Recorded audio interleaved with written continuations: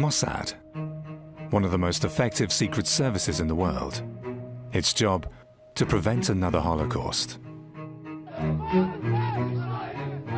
You cannot have a true reading of the history of Israel, the history of the whole world, without understanding the secret history of its intelligence services. Mossad licensed to spy, to manipulate, and to kill.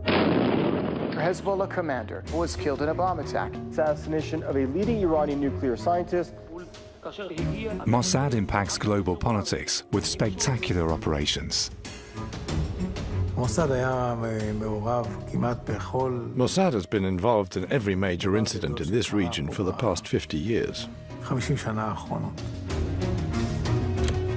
Mossad, feared, powerful, controversial.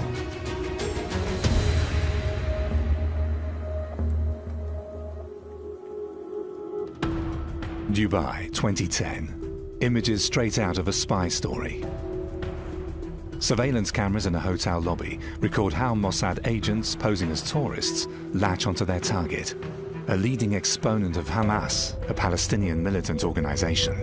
Hamas commander Mahmoud al-Mabhouh checked into the Al Bustan Rotana hotel on January the 19th. Within hours of his arrival, he was killed in his room. Dubai's police chief says he's certain Mossad is responsible.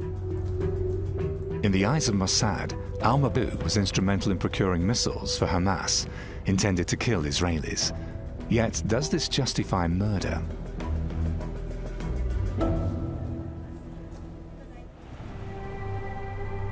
Operations like the one in Dubai are in line with Israel's strategy of self-defense. Since its founding days, the Jewish state has fought several wars against neighbors who have denied its right to exist. In this fight for survival, Mossad is tasked with waging an invisible war. Clandestine surveillance, assassinations, sabotage. When you have the horrors of the Holocaust and the current security challenges, which are perceived as existential, your mindset is left with one choice: rise and kill first. And the ones who are keeping you safe, risking their own lives, are the people from the Mossad and the rest of the Israeli intelligence.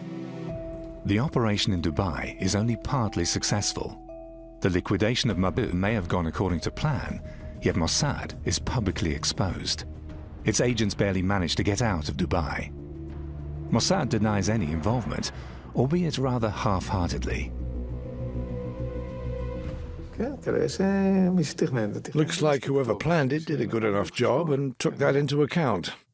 It excites the imagination, don't you think? The Israeli government, too, leaves room for speculation. There's no confirmation, no denial. I think that you saw too many movies about James Bond, and I prefer you to see more movies, more serious movies. Thank you. However, even the near failure in Dubai transmits a strong signal. I think it sent out a broader message that Israel had a long reach and it would do what it felt was necessary in order to ensure the security of the State of Israel and the citizens of the State of Israel. Every action ascribed to Mossad, whether rightly or wrongly, enlarges its myth and thereby helps to protect Israel. The legend of Mossad as an all-powerful arm is carefully cultivated with a view to deterring any potential enemy. The conspiracy outlook is very much deeply embedded within the Arab world. Time and again you see these aspects of glorification, demonization, using it for inner political purposes. I don't know if it will surprise you, but there are many people in the Arab world who seriously argue that Mossad was beyond 9/11. The Israeli intelligence did not aim to create a myth. This was a byproduct of their strict policy of clandestine, secret espionage in operational work. Now, in time, they saw that it serves them very well. Mossad's official label is Institute for Information and Special Operations. Since 1951, it's been charged with keeping Israel from harm. And since then, Mossad has become a household word the world over. Its daring exploits have made it one of the most publicized secret services ever.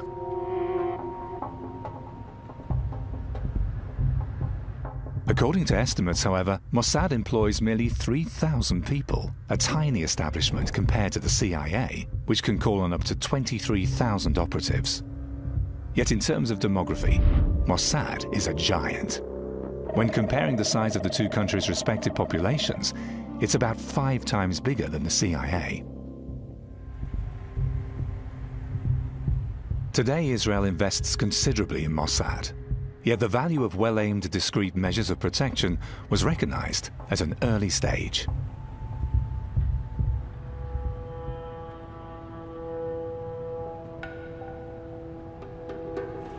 Israel's secret services originated from Jewish underground activities in Ottoman Palestine. At the end of the 19th century, the first Jewish immigrants from Europe set foot on the land of their forefathers, then under Turkish rule. In 1917, during the First World War, British troops oust their Turkish opponents. The government in London pledges to create a Jewish state after the war. Yet 1 year before, the Arabs too had been promised a state of their own. Decades of conflict will follow. By then, the Jewish community has acquired considerable stretches of land in Palestine. Their settlements come under attack by outraged Arabs. A clandestine movement is formed to strike back and to prepare for the formation of a Jewish state.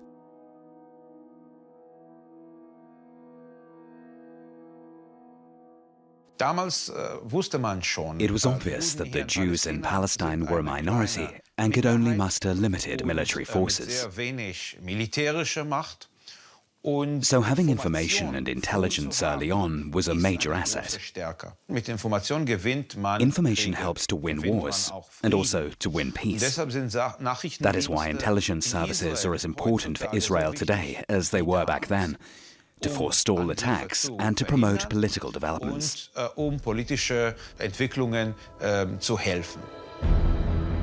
The Jewish underground organization Haganah soon operates a net of informers among Arabs and Britons alike. But Haganah also smuggles guns into Palestine, as well as Jewish immigrants from Europe who are fleeing the Nazis. Britain, as the mandatory power, restricts immigration to Palestine, attempting to pacify the Arabs. Yet ever more Jews from Hitler's Europe seek refuge in the Middle East. A good many Mossad agents learn their trade in the ranks of Haganah. One of these veterans is Shmuel Goren. We went and threw a Molotov bottle to an Arab in Haifa, and we were caught by the police. And they found in my pocket a pistol.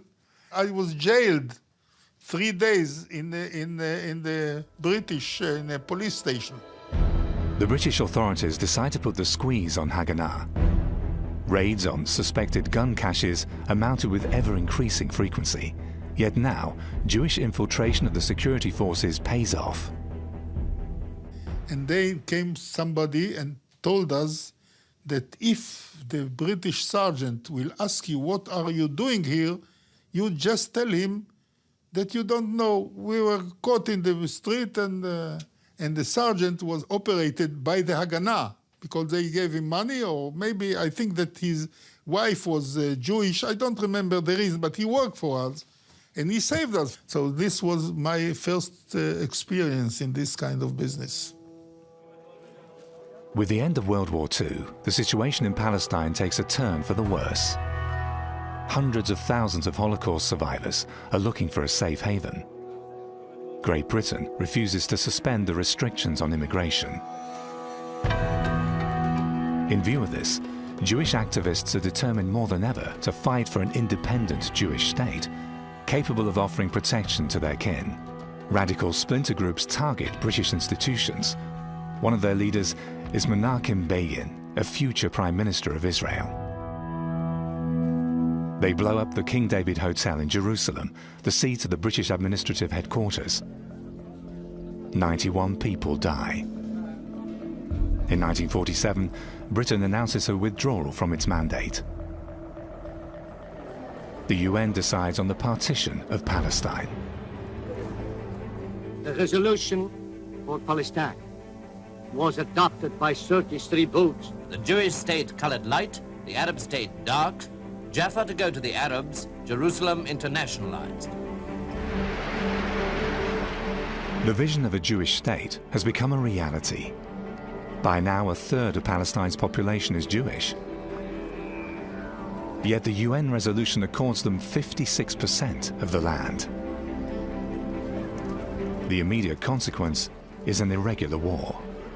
The Arab world is bent on averting a Jewish state.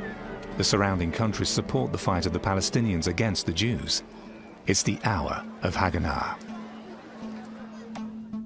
Back in the 1920s, David Ben-Gurion, the chairman of the Jewish community in Palestine, helped to raise Haganah. He'll become Israel's first Secretary of Defense and Prime Minister. The proclamation of the State of Israel on May 14, 1948, triggers a military response by its Arab neighbors. That same night, 6 Arab states declare war on Israel. On 3 fronts, their armies advance into the former British mandate. Their objective, to crush the new Jewish state once and for all.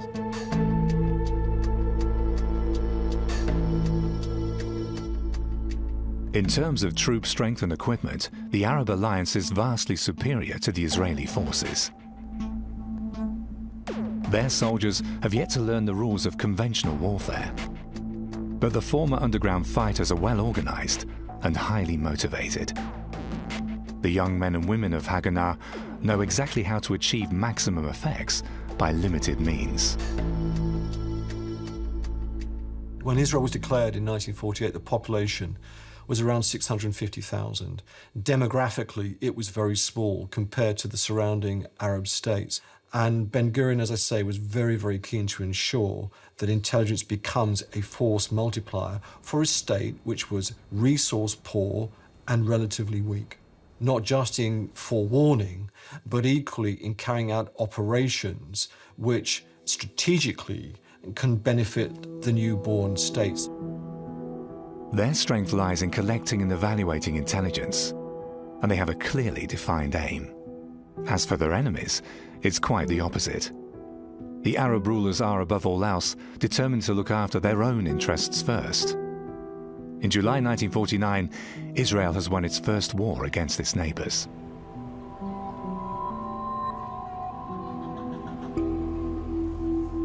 The prime lesson drawn from this conflict is that intelligence about the enemy is a war-deciding asset. The need for an effective secret service is obvious. Houses once owned by the German Templars, a Christian group in Tel Aviv, become the first headquarters in the direct neighborhood of the government of David Ben-Gurion. Today, Israel can call on 3 secret services. Amman comes first in terms of staff and budget. Its brief is to spy on the enemy's armies. Number 2, and considerably smaller, the Inland Security Service Shin Bet. It's responsible for counter-espionage and anti-terror operations, as well as for the protection of the government and Israeli institutions. The smallest, yet best known of the 3, is Mossad. It's tasked with secret activities abroad, with a view to protecting not only the citizens of Israel, but Jews throughout the world. Their early years are marked by intense pressure. Rapid expansion calls for much improvisation.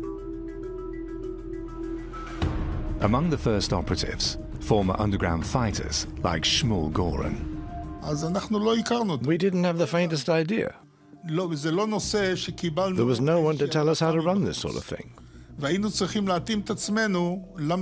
Nevertheless, we had to adjust to the new situation and organize everything from scratch, since there were so many challenges at the same time.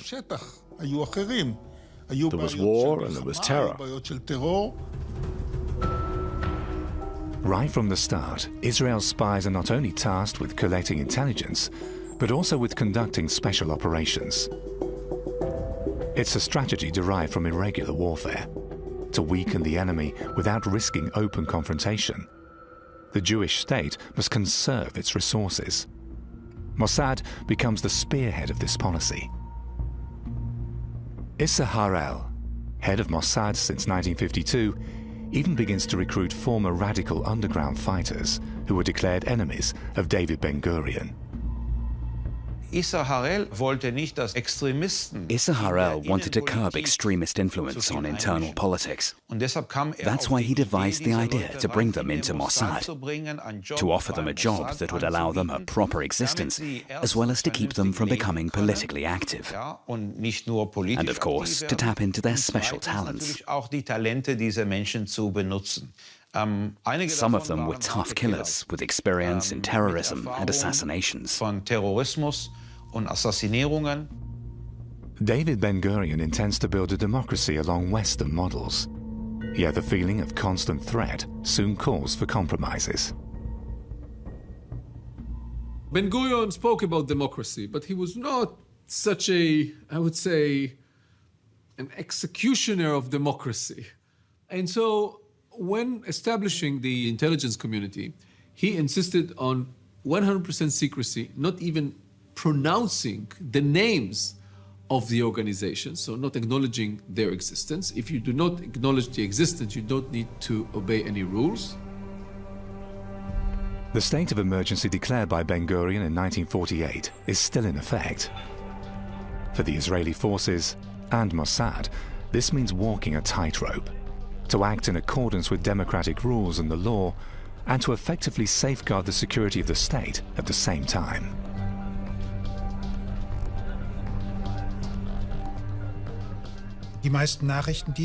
Most secret services try to procure data which is supposed to be protected. By doing so, they, at the very least, infringe the laws of the countries involved. So every intelligence service has to weigh the risks to determine whether a specific operation is worth the end result. It's an assessment that is doubtlessly handled differently in Israel than with us. Mossad is under immense pressure to deliver. It must prove its worth for the protection of Israel, and this means it must produce results. So Mossad is much more prepared to take risks than, for example, other Western or Central European services. The clandestine experience has left its mark on Mossad. During the early years, it operates successfully behind the curtain, until overnight a spectacular operation reveals its prowess to the world.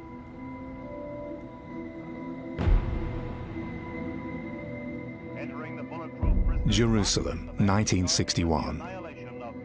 The trial of the man who managed the Holocaust, Adolf Eichmann. The year before, Mossad agents kidnapped the former SS man in Argentina, a sensational coup.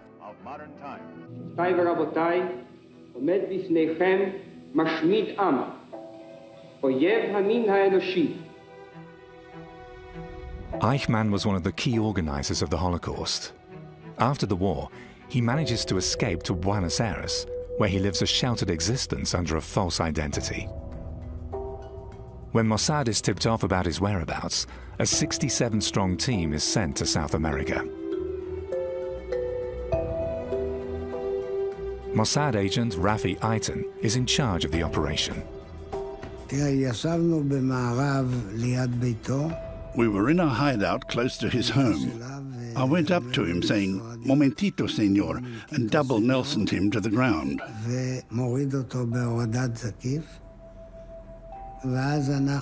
Then we pushed him into the car. Our first question was, "What's your name?" "Ricardo Clement," he replied. That was the name by which he lived in Argentina. A few seconds later, he said, "I've been expecting this moment day and night. I knew you Israelis would find me someday."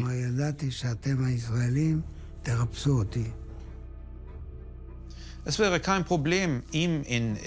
wouldn't have posed a problem to put a few bullets in his head right there and then. No problem at all. It would have been even easier for the team and less risky. But no, David Ben-Gurion had expressly ordered that Eichmann must be brought to trial. As he said, this is not the law of the jungle.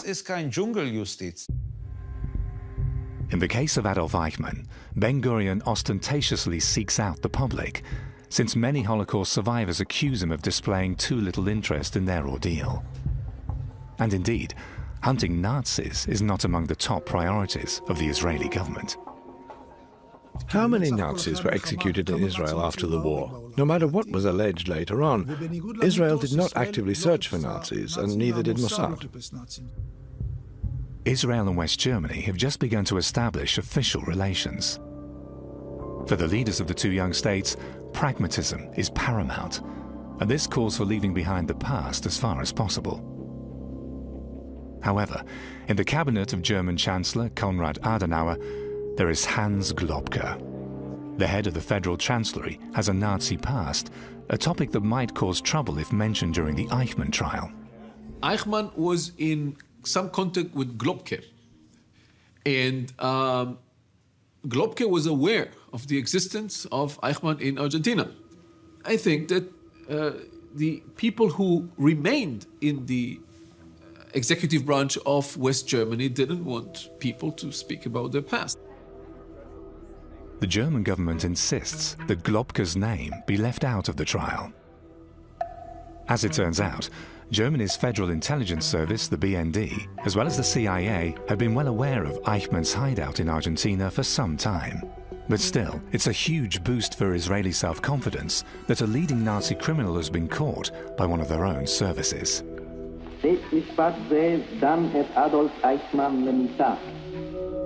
The capture of Adolf Eichmann is still counted among Mossad's greatest achievements, even given the fact that Mossad director Ha'el had been informed of Eichmann's whereabouts several years earlier. Issar Ha'el, though receiving information, didn't see the potential of looking and hunting and bringing to justice or killing Nazi war criminals. He had other things to deal with, and he didn't see it. Only afterwards did Issar Ha'el realize the magnitude of the publicity and the myth that such an operation can create. The Eichmann trial makes headlines throughout the world.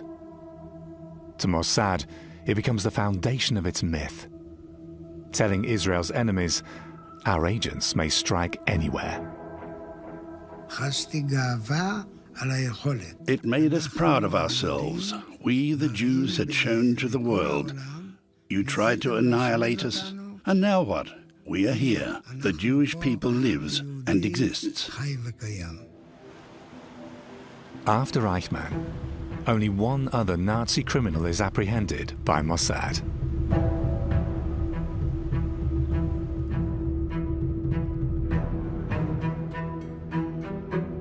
During the 1960s, Mossad agents infiltrate the countries of Israel's Arab neighbors in a series of risky operations. The premise? Another attack on the Jewish state may be imminent at any time.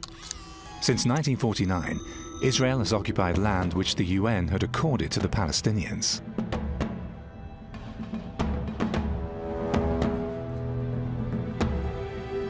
Using sophisticated cover stories, Mossad agents managed to get access to the highest circles of their Arab enemies.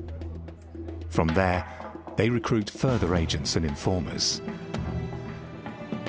often voluntarily supported by the residents of the local Jewish communities.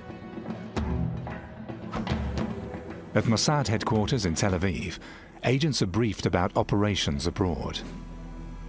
Potential recruits are comparatively easy to find. Israel is full of immigrants who've left the countries of their origin only recently. Immigrants coming to Israel from all over the world. And in this sense, it was easy to take someone who comes from Germany or from Egypt and send him back to Germany or to Egypt or wherever it is. He is typical. So getting agents undercover was very easy for the Mossad. The State of Israel offers protection to those who feel threatened in the countries of their birth. Driven by idealism, many immigrants are willing to serve Mossad and their new homeland.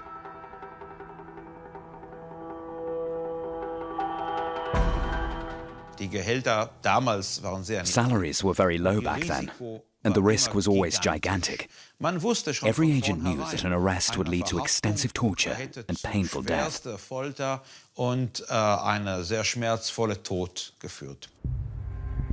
1961, Mossad succeeds in planting an agent in Cairo's high society. Egypt, Israel's arch-enemy, is now being spied upon by a man posing as a German horse breeder. As a matter of fact, he's an Israeli citizen by the name of Wolfgang Lotz. Born in Mannheim in 1921, he successfully acts the man about town. Lavishly hosting the Egyptian elite, he collects important snippets of intelligence. He looked German, he had the advantage of actually not having been circumcised.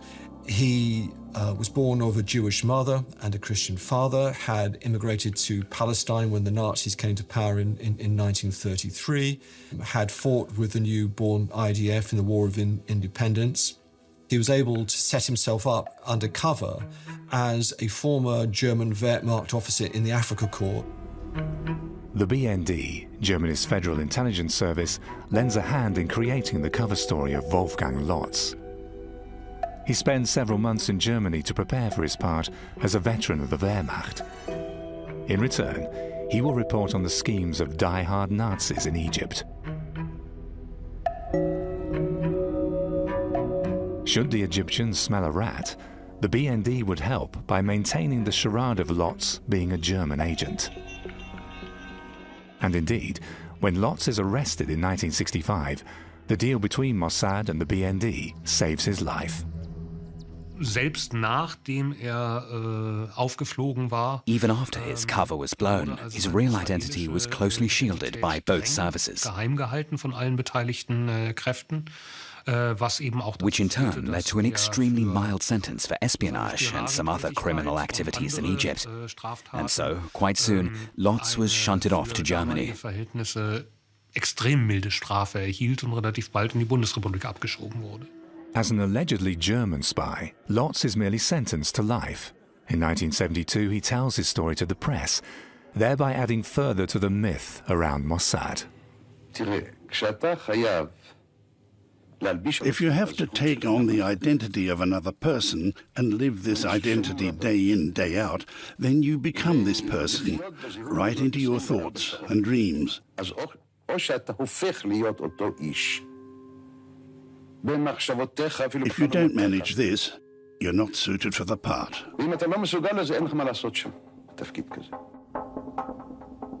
Had the Egyptians known that Lotz was a Mossad agent, he would have faced the death penalty. That same year, another Mossad agent is exposed in Damascus. Posing as a wealthy businessman, Eli Cohen has been successfully spying on the Syrian military leadership. Just as he's about to transmit his latest intelligence to Mossad, he's arrested by the Syrians. In contrast to Lotz, Eli Cohen has to pay the ultimate price. He is publicly executed. Mossad reconsiders its strategy.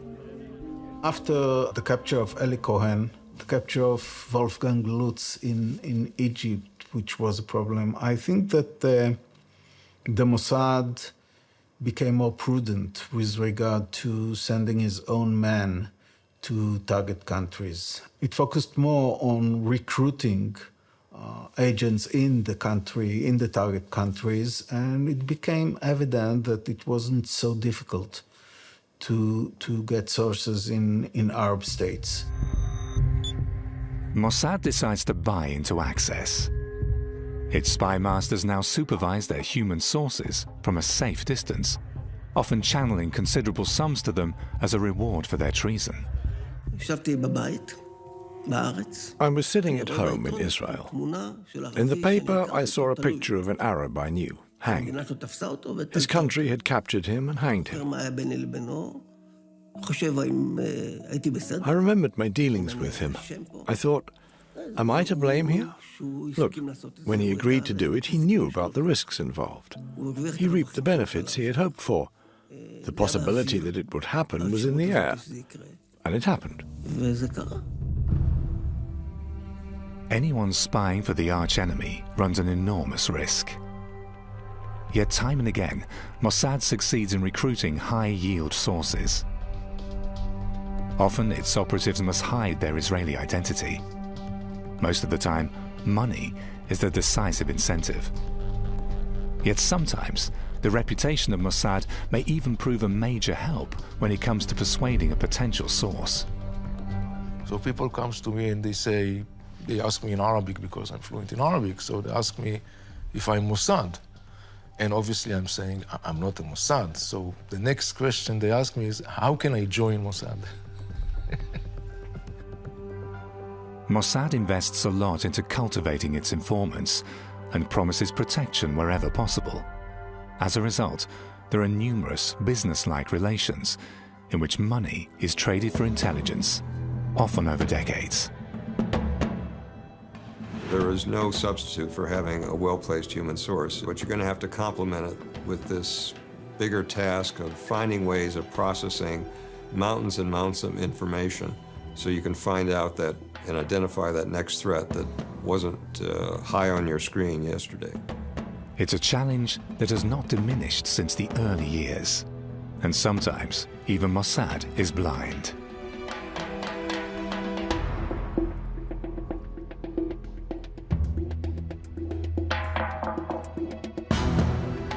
As in the summer of 1962, when Israel comes under a threat which Mossad had not foreseen. Egypt's President Gamal Abdel Nasser proudly presents his new missiles. His aim is to unite the Arab countries against the Jewish state. Nasser claims that his rockets are capable of reaching Israel. It's a shock for Mossad.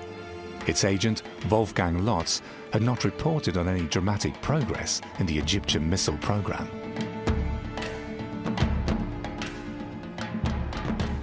The reaction may not have been outright panic, but it wasn't far from that. The Egyptian government and Nasser were boasting day in, day out, "We will chase the Jews back into the sea." What's particularly sensitive, NASA's missile program relies heavily on German experts who've been involved in the development of Hitler's V-2 rockets. In Egypt, their Nazi past doesn't speak against them. In the first decades after the foundation of Israel, fear of another Holocaust still looms large. Mossad must act to stop NASA's rocket program. We must view the situation through the eyes of the Israelis back then, a few years after the Holocaust. All of a sudden, there are these Nazi scientists from the rocket testing range in Peenemünde, the V1 and V2 projects, who had used concentration camp inmates for their work. And now they're working for the Egyptians. Heinz Krug, a German lawyer and arms dealer, is part of the setup in Egypt. His brief is to take care of the logistics of the project. In the early 60s, he left Germany and settled in Cairo, bringing his family along, as have a good few old comrades from the Nazi era. Overall, 35 Germans are working for NASA's missile program. This was in no way a hush-hush affair of some people secretly passing over to Egypt to build rockets there. Those involved spoke quite openly about it, and were even proud of it. And nobody told us you're not allowed to mention what Dad's up to. Definitely not. The German government, too, knows about the presence of its citizens in Cairo. Mossad agent Wolfgang Lotz even rubbed shoulders with them. They had some knowledge about the missile project, but the truth was that all the different bits and pieces did not create an intelligence picture. And this is why they have done nothing, because they didn't realize that it happens. It was a huge intelligence fiasco. Mossad soon finds out that NASA's missile program won't get far without the Germans' expertise. Key figures of the program are targeted with parcel bombs. They kill 5 Egyptian workers. A German secretary, Hannelore Wende, loses her eyesight.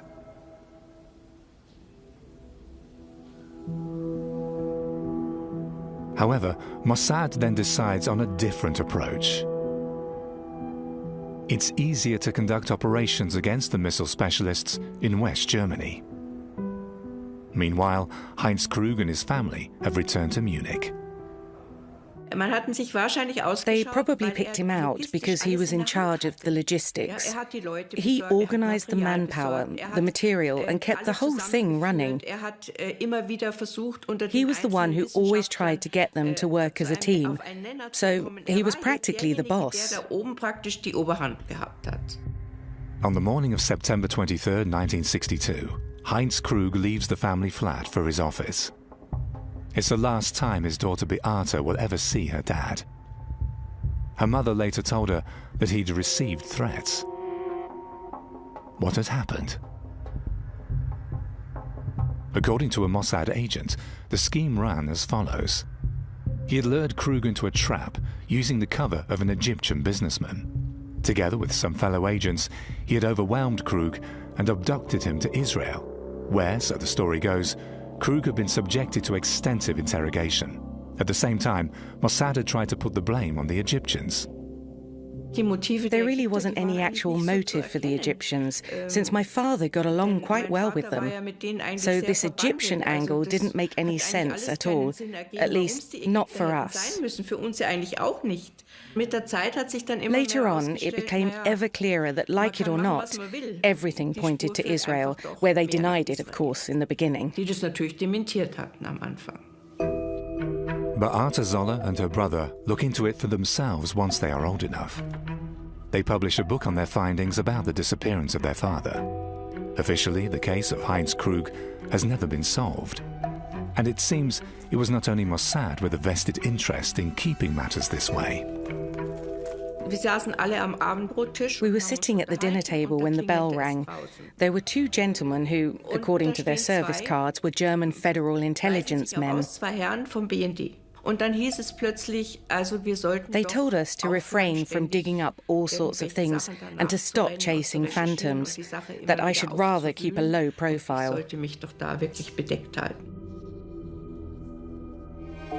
Since then, several versions of Heinz Krug's disappearance have turned up.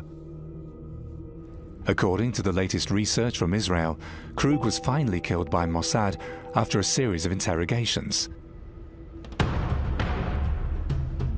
Yet even the most drastic measures cannot stop the missile program. In May 1964, Mossad sniffs a new opportunity. Former SS man Otto Skorzeny could prove to be a top-level informant, since he has direct access to the leading figures of the rocket program. Skorzeny is one of the most prominent old Nazis still alive. Enjoying the protection of fascist dictator Francisco Franco, he leads the good life in Spain.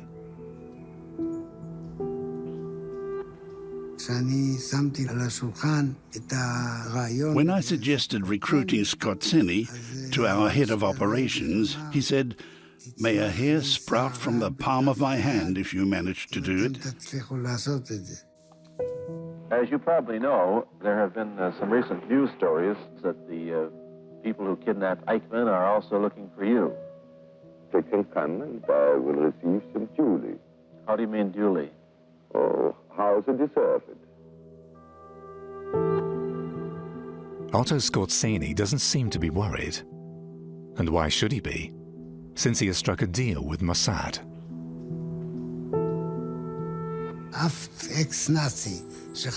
No ex-Nazi anywhere in the world could be sure of whether or not he was a target.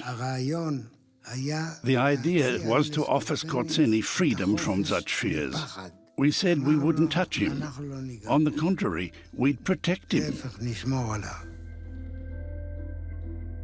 It was a positive step that helped us reach every technician and every German official in Egypt.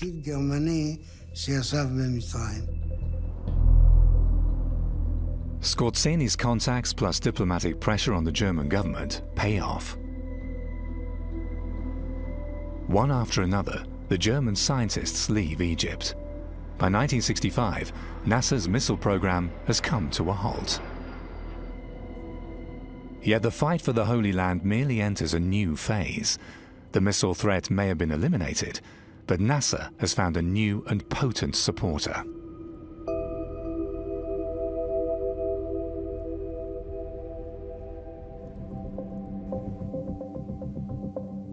Israeli intelligence services register a rising influx of Soviet weapons and instructors into the Arab countries surrounding the Jewish state. The conflict between East and West dominates politics the world over. Moscow is hell-bent on getting a foothold in the Middle East with a view to weakening NATO's southern flank. It was in the U.S. interest to keep the Soviet influence at bay in the Third World, in Africa, and in the Middle East. And it was obviously in Israel's interest. Israel was a great ally for the United States as the Cold War went on, because as the United States and the Soviet Union jockeyed for power, they picked up local allies. For Mossad, it's an opportunity not to be missed. Its intelligence output might prove a considerable asset for the Americans. If the Western superpower decides to enter the Middle Eastern arena, it must link up with Israel, which includes Mossad, with its discrete channels into the Arab world. Exchange of information and cooperation with other secret services are still among the central briefs of Mossad. It goes without saying that a Western intelligence service will cooperate with Mossad because its contacts in the area are priceless. On the other hand, if a service as small as Mossad is operating on a global scale, it needs global support. And this is what German federal intelligence could provide, albeit mostly on a logistical level. And so, for a considerable time, German and American agents can move freely in Arab countries. Their intelligence, in turn, sometimes proves invaluable for Israel. What one has to prepare for is very relentless, aggressive efforts to elicit information. But they're just doing their job. If you're going to have a lunch with someone from Mossad, don't just expect to have a pleasant meal. Expect to be pressed and pressed again in ways that would increase their chances of getting some useful information. However, Mossad harbors a good deal of mistrust, since the Western powers consider Arab states to be potential partners too. Es ist natürlich auch immer eine Funktion von Nachrichtendiensten. Any intelligence service will try to project its own image when dealing with partners, or even with enemies, in a way that will best serve its own interests. Stark zum Zuge kommen.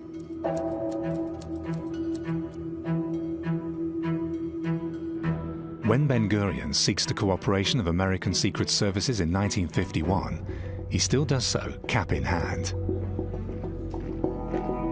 The Americans are skeptical concerning Israel's position in the Cold War. Many of its citizens are immigrants from the Eastern Bloc, and Ben-Gurion is the head of a socialist party. The Americans never quite understood what a kibbutz is. To them, it sounded like a Soviet kolkhoz. So the CIA, during the Cold War, didn't really favor Israel as a potential partner. James Angleton, the man responsible for special operations within the CIA, proves a decisive influence on American-Israeli intelligence relations. Into this situation where the Israelis were looking for friends came James Angleton. And he actually knew some of these Israeli intelligence operatives from the war. Due to the influence of the Holocaust in particular, Angleton had gone from being and really an anti-Semite to being a dedicated Zionist. He, in a pinch, he defended Israeli interests in American discussions at all times. And the Israelis returned the favor. Then, in 1956, an opportunity shows up that will considerably enhance relations with the CIA. In Warsaw, Viktor Grajewski, a Polish Jew, stumbles onto a well-kept secret. He hands over his findings to the Israelis.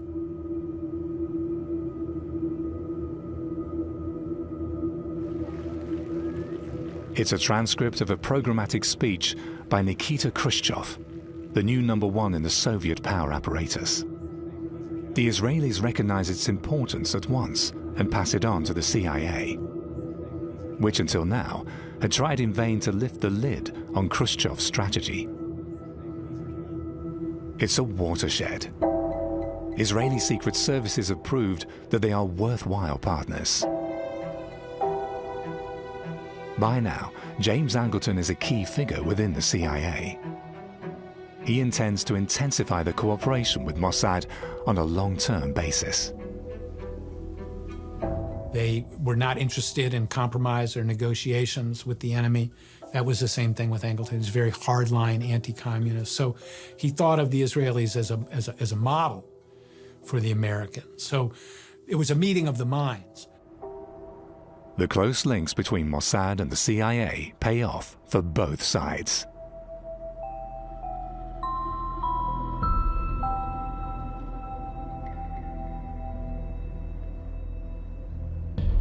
In the mid-60s, the Soviets' growing influence in the Middle East begins to pose a definite threat for Israel.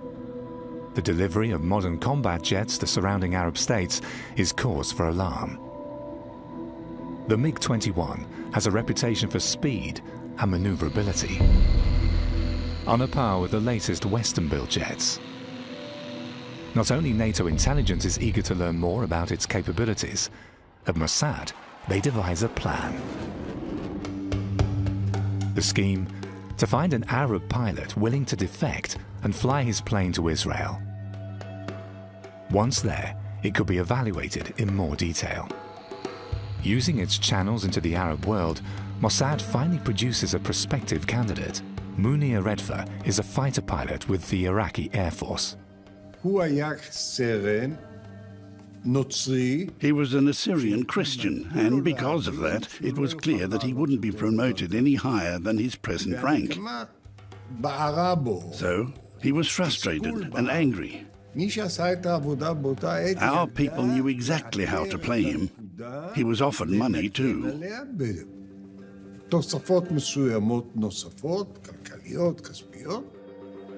At their first meeting in Iraq, the Mossad agents know everything about Redfer.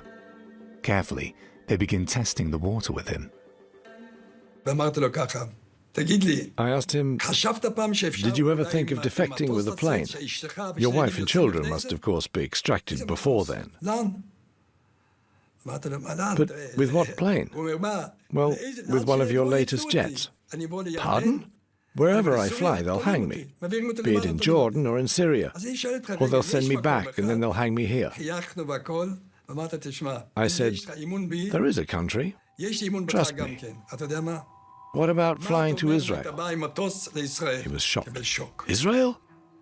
They'll hang me right away."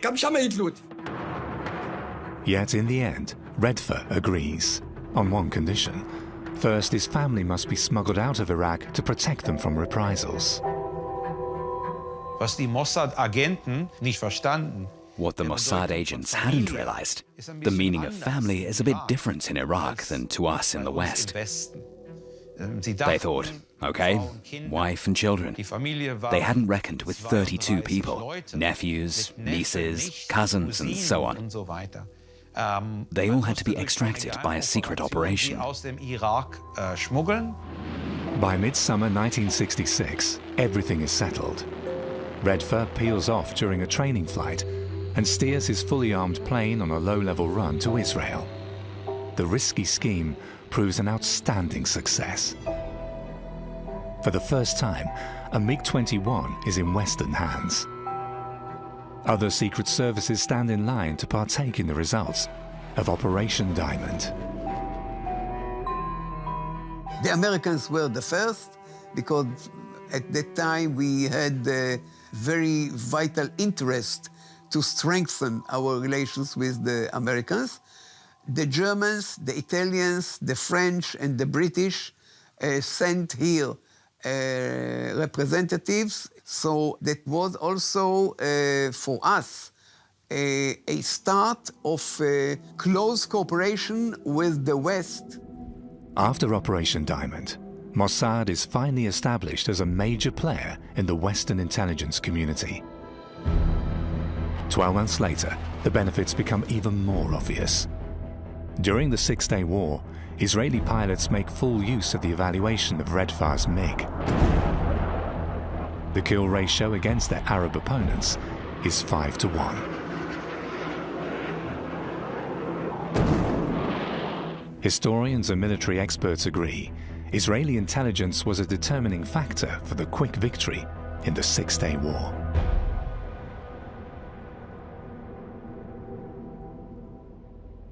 The Six-Day War changed everything. It changed Israeli society, it changed the Arab world. That created or amplified the myth of Israeli intelligence, created or amplified the myth and the legend of the strength of Israel, but also projected on the Israeli sense of self-security.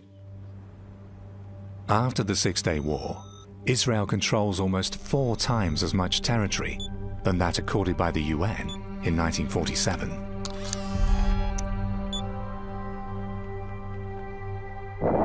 Yet peace in the Middle East seems further away than ever.